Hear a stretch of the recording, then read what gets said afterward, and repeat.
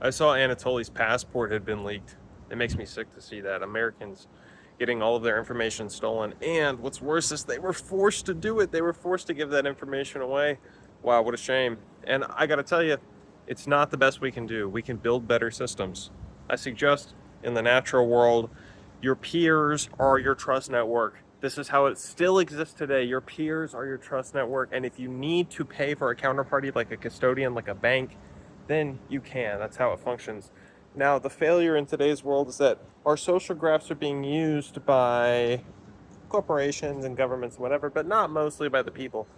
I think there's an opportunity to enable the individual to build their social graph, to spread their keys among their social graph. Partially, there are novel breakthroughs in crypto systems that enable us to share private keys and fragment them in ways that are really clever and can move the space forward.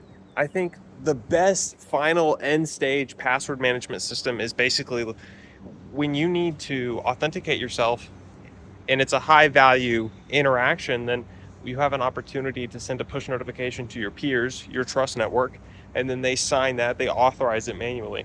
Oh, Bobby is trying to go take a bus to Virginia. And they're like, yeah, that makes sense. That tracks. He's going on a bus ride, whatever.